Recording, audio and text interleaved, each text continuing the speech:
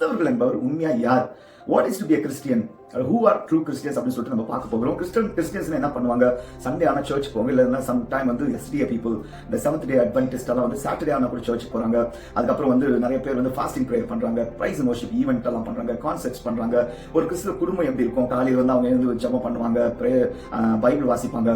Bible வாசிக்கிறது அவங்களுக்கு ரொம்ப முக்கியமான ஒரு காரியமா காணப்படுது. அதுக்கப்புறம் வந்து நிறைய ரிச்சுவல்ஸ் நம்ம பண்ணிக்கிட்டு இருக்கிறோம். இந்த மாதிரி வந்து கிறிஸ்தவர்கள் அப்படின்னு நம்மளை அடையாளப்படுத்துகிற விதமா அநேக காரியங்களை நம்ம செய்கிறோம். நம்ம கிறிஸ்தவர்களை அடையாளப்படுத்தி கொண்டிருக்கிற காரியங்கள் மூலமாக நம்ம கிறிஸ்தவர் ஆகிறோமா, இல்ல வேதத்தின்படி நம்ம கிறிஸ்தவரா இருக்கிறோமா அப்படின்றத நம்ம இன்னைக்கு பார்க்க போகிறோம். வாங்க வீடியோக்குள்ள போலாம். கிறிஸ்டியன் அப்படின்ற வேர்ட் வந்து எங்க இருந்து வருது அப்படின்னு பாத்தீங்கன்னா, கிரீக் வேர்டு கிறிஸ்டோ அப்படின்ற ஒரு வேர்டு வருது. கிறிஸ்டோ அப்படின்னா அனாயிண்டட், அபிஷேகம் பண்ணப்பட்டவர் அப்படின்னு சொல்லிட்டு இயேசு கிறிஸ்து குறித்து சொல்லப்பட்ட ஒரு வார்த்தையா அது காணப்படுகிறது. அந்த கிறிஸ்டோல இருந்து தான் கிறிஸ்டியன்ஸ் அப்படின்னு சொல்லிட்டு அந்த பதம் வந்து நமக்கு வழங்கப்பட்டது.